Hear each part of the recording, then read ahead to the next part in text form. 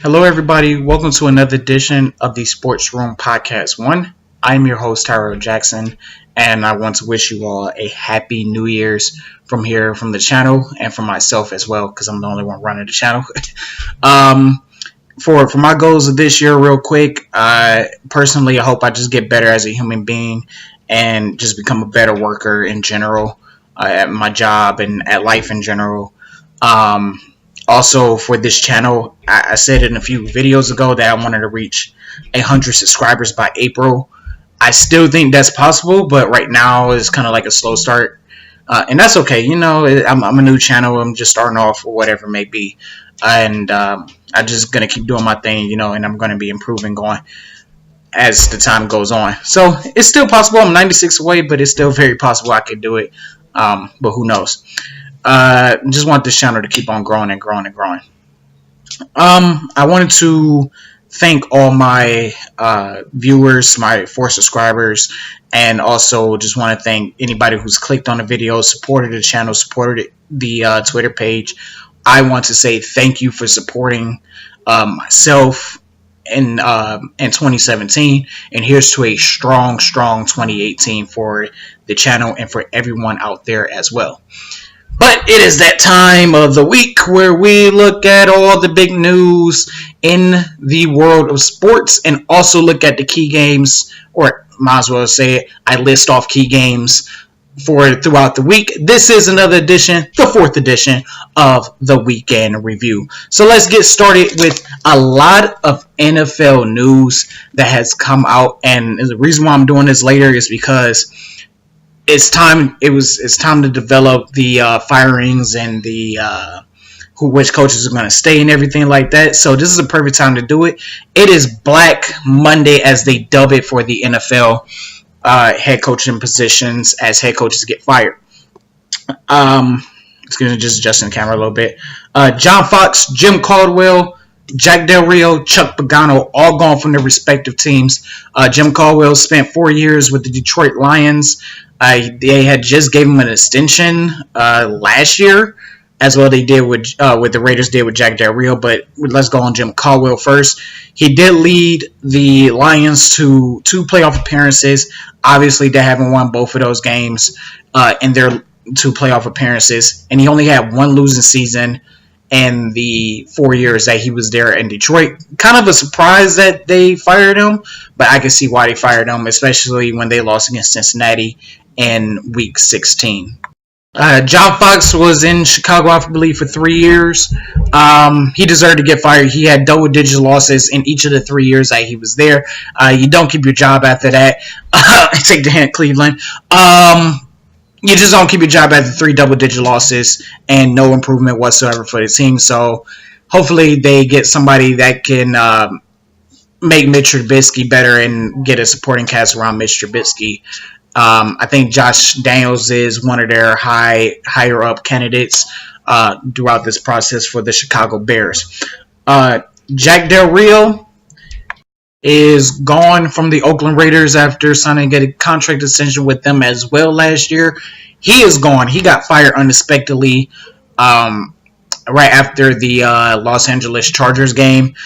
A bit of a surprise here. I know they went 6-10 after going 12-4 last year, but I don't think Jack Del Rio was a problem. The defense wasn't good. The offense wasn't good. Just a bad year all around. I think the reason why they did this is because excuse me, they're going hard. They're going like straight for John Gruden, which I'm going to get a little bit about that later on in the video very shortly. So yeah, Jack Del Rio is gone from the Oakland Raiders, and Chuck Pagano, after 6 years with the Indianapolis Colts, he is gone. It was about time, about 3 years ago. Definitely want to say 2 years ago he should have been fired, but nonetheless, he is finally gone after 6 years. I think 6 years is enough for you to decide whether you should keep a coach or not, to see what improvements or whatever may be. And every single year after their second AFC Championship appearance with Chuck Pagano, they had digressed slowly but surely. I don't entirely blame that on Chuck Pagano. I blame it also on Ryan Grigson. But with them having Chris Ballard as the new general manager there. I kind of figured it was about time for him to go, and I kind of figured they was going to let him go anyway.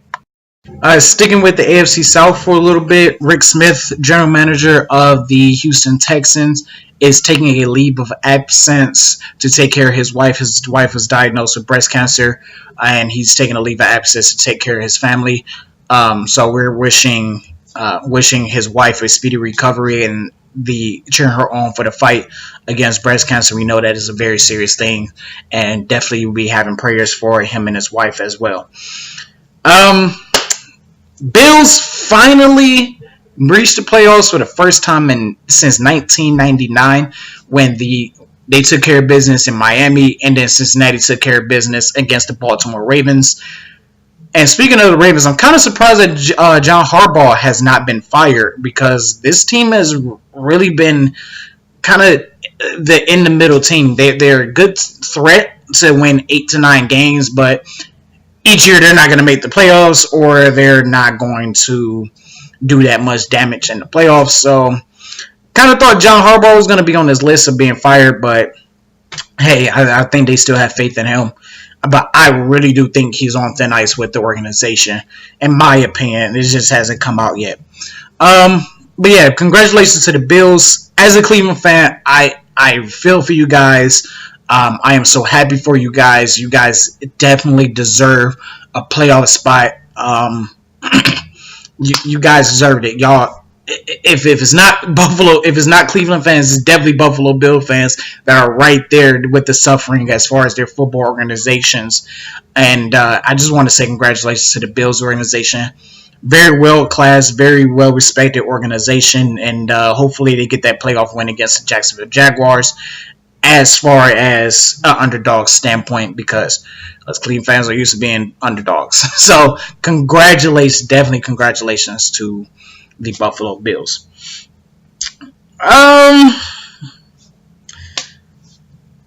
Going back to the whole John Gruden thing, they're offering him a lot of money. I think they're supposed to offer him $10 million a year to bring him on as the head coach for the Raiders once again.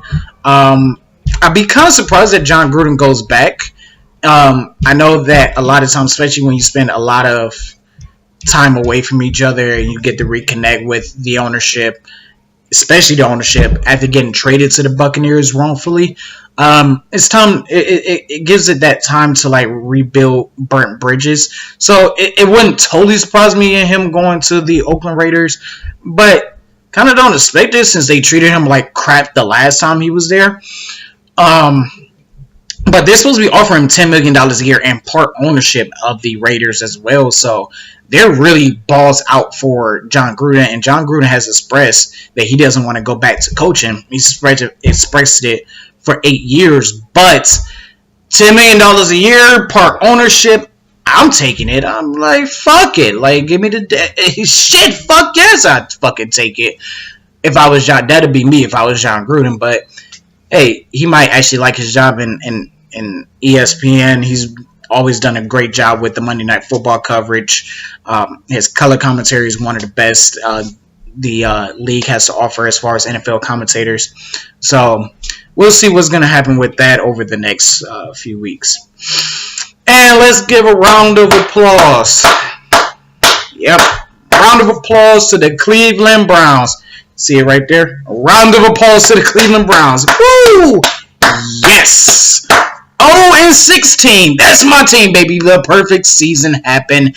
And what way to have the perfect season where Corey Coleman just lets it slip right through his hands. So, yep. Congratulations. And bigger congratulations to Hugh Jackson for keeping your job even though you're 1-31. Congratulations. Yes. And congratulations as well to Jimmy Haslam, one of the three stooges that are still here. He's a gigantic stooge. So congratulations to him for actually keeping his word when this is the time where you go against your word. Please sell the team, Jimmy Haslam. Please, we don't want you or D Haslam here no more. I give you credit for trying to be involved. At least you're not Randy Lerner, who wasn't involved at all. But I've already said my piece about the Browns. I already said my piece about why Hugh Jackson has to go. Everybody knows that Hugh Jackson has to go, but this later confirms that Jimmy hasn't made the wrong decisions the first go around with the front office, and Hugh played that great job. Hugh playing that victim role so perfectly. Yep. Another round of applause for the 0-16 Browns. Yes. You get a participation award for, sucking. So, yeah. And the parade is on. The parade is on. Congratulations. What you're supposed to do as a Cleveland fan, you either go and sit back and be self-pity, or you're going to make fun of it, and I'm going to make fun of it. But it hurts. 0-16. Oh, and then people are saying right now, it can't get any worse. The Browns have proved again that it can. You know how it gets worse? You go 0-16 again, and you lose every single game by 10 points or more. So, yep. This is what, January 1st, 2018. I would say by October, if we start off 0-5 or 0-6, they're going to fire Hugh Jackson. So I think you're just wasting everybody's time, Jimmy Haslam and John Dorsey. But, hey, you think you got your guy, and you won't. You won't. And Hugh Jackson spewing the same old bullshit about how this team is going to be good next year and how it's not going to be an embarrassment because my legacy is on the line. No, fuck your legacy. Get the fuck out of town. And why are you not jumping in Lake Erie right now? Why? I need you in Lake Erie right now in that freezing cold weather. And water, excuse me. This is ridiculous. 1-31, but you can keep your job. All right, Cleveland, you could have paid me the same amount of money, actually way less, and I could have did the same thing. So, yep. All right, let's move on. Congratulations to one particular player who, in the last 10, actually for the last 12 years, he has one of the best running backs in the league, and a running back that nobody really talks about. A guy who is a very class act, a guy who is hasn't had a lot of controversy, to my knowledge, in his career, and a guy who runs behind a terrible offensive line in the Indianapolis Colts. Frank Gore has reached 14,000 yards rushing in a single career. He is the 5th player to do so. So congratulations to Frank Gore in what is a legendary, quite a legendary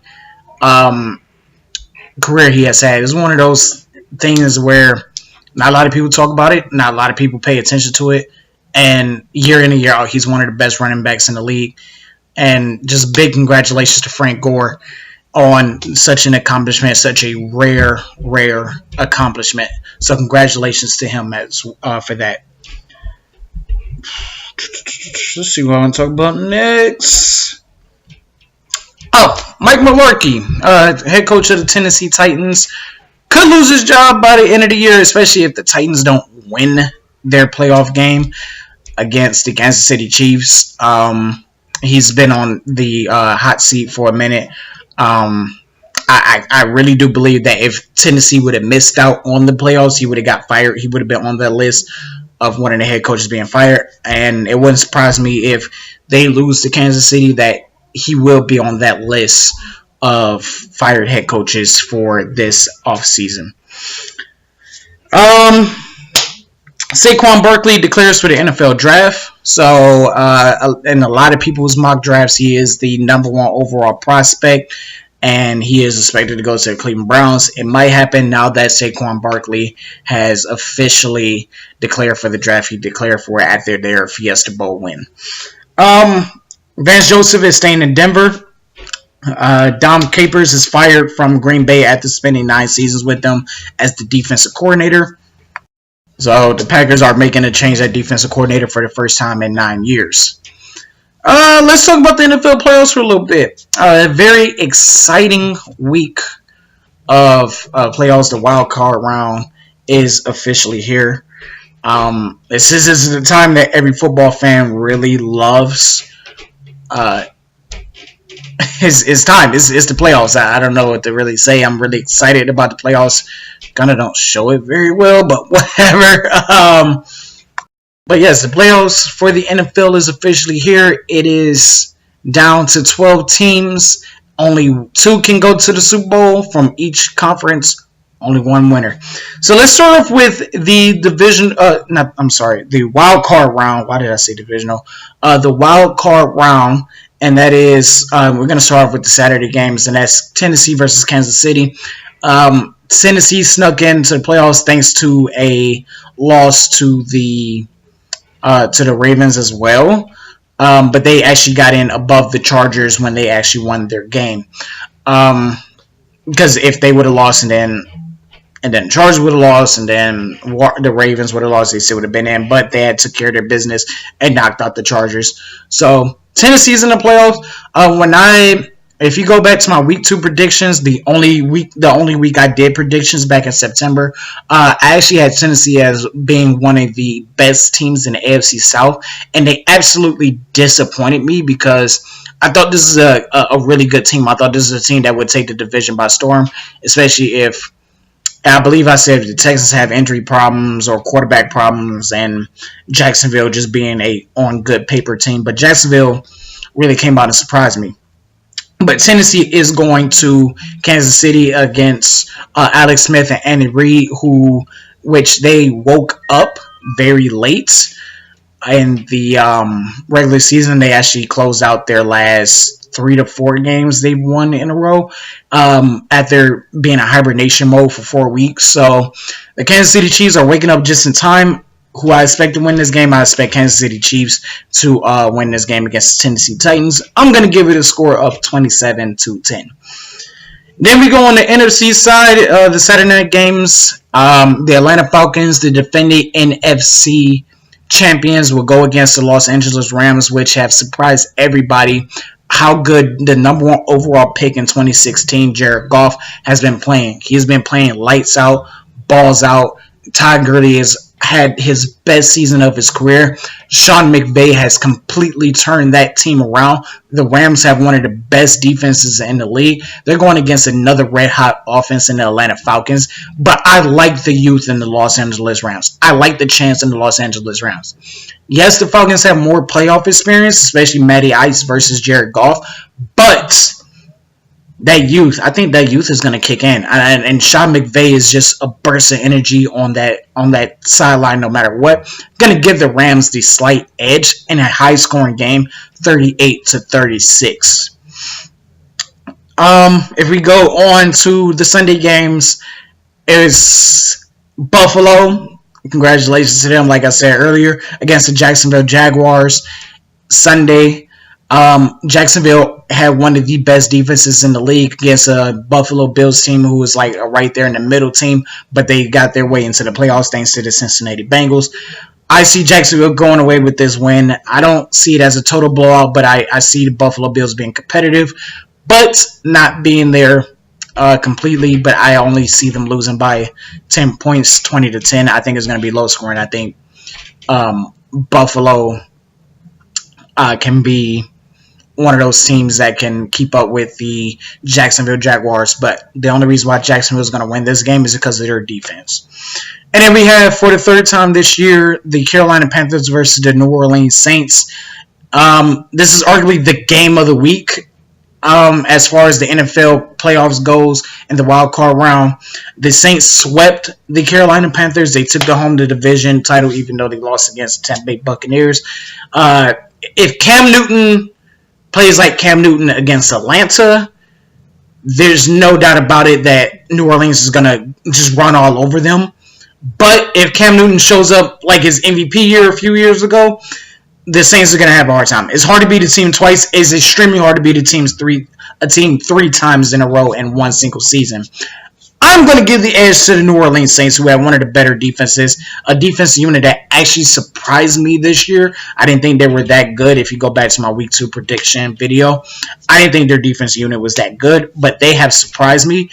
And also, between that and then their two running back monster head system and Ingram and Kamara, I really do like the Saints in this game once again. I'm going to give that score a overtime victory for the Saints, 26-20. So that's my playoff predictions for the wildcard round. Now, who do I think will go to the Super Bowl? I'm going to go ahead and give out my predictions. I think the Saints, not the Saints, sorry. I think the Patriots are going to once again are the favorites to win the AFC. Depends on if they run into Pittsburgh, then it's either or. But if they don't run into Pittsburgh, it really isn't a doubt in my mind that the Patriots are going to go back to the Super Bowl. I'm going to say it's 50-50 between the Patriots and the Steelers. I'm just going to give it to the Patriots. Downright. Even if they face the Steelers, I think they have their number. Especially playing in Foxborough, I think they have their number as well. The NFC is a little tricky. You got a young Rams team. You got the Falcons trying to get back to the Super Bowl. You have the Saints, who has an outstanding defense and an outstanding running game, a running game that Drew Brees desperately needed. You have the Eagles without Carson Wentz. So they're my least favorites, even though they are the number one seed. And then the Minnesota Vikings, my goodness, if Case Keenum plays like he's been playing all year long, and Case Keenum came out of nowhere. Case Keenum completely came out of nowhere. If Case Keenum comes up and plays big, I like the Vikings' chances to go to the Super Bowl, but I also like the Saints' chances. So I'm gonna go with the Vikings or the Saints. I think the Rams get past Atlanta. I don't think they're gonna get past playing against. If the Rams play against Philadelphia, which I think Philadelphia would take the lower seed. So because the Rams are number 3, and then the Saints are number 4. So if the Carolina Panthers win, they will face Eagles, and then the Rams will face the Minnesota Vikings. So I don't think it matters I think the Rams automatically face the Vikings. I'm trying to think. I can't think of it off the top of my head, but anyway, if a scenario comes up to where the Rams play the Eagles or whatever it may be, the Rams definitely gets to the NFC Championship game. But I really, besides that being the one team that could just like throw a monkey wrench into it, I really do think it's going to be either the Vikings or the Saints. I don't think Carolina's not that good, especially during Cam Newton's inconsistency. The Falcons, I don't give them a chance. They barely snuck in. I mean, they played good football the last 2 weeks, but I'm just not totally sold on the Atlanta Falcons. I'm really sold on the Saints and the Minnesota Vikings. All right, so now we're going to get to the NFL draft. The first 20 selections have been named, as they are always right after the season officially ends. So the Browns hold the number 1 and the number 4 picks. The Browns earned their number 1 pick, 0-16, and they didn't really earn the 4th pick. The Texans earned the 4th pick for us. So we own 2 out of the top 5 picks in this year's draft. The Giants are number 2.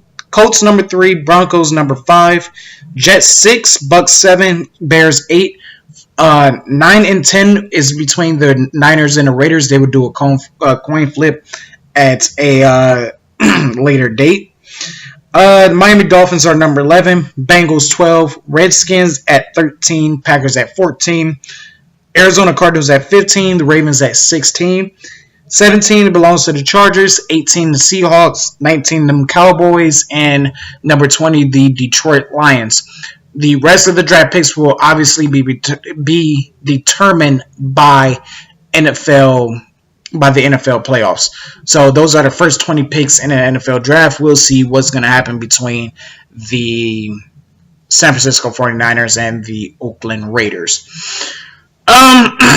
Excuse me. Let's get on to another football league for a little bit. Just one quick thing that the CFL has done, and that's the commissioner has allowed eligibility for Johnny Manziel to play in the CFL if he chooses to do so, and or a team chooses to go ahead and sign him. So CFL letting Johnny Manziel play. If I'm Johnny, I would take that opportunity. It's a good way to get your name back on the map and potentially get you back into the NFL. It happens sometimes. Speaking of playoffs, the Seattle Mariners, because the Bills clinched their playoff division, they now own the longest playoff drought in professional sports. They haven't made the playoffs since their historic 116-win season back in 2001, so they haven't made the playoffs in 16 years. And I'm pretty sure the Seattle Mariners fans and the Seattle Mariners organization is hoping to break that this upcoming season. The NBA competition committee is considering implicating more into the game replays.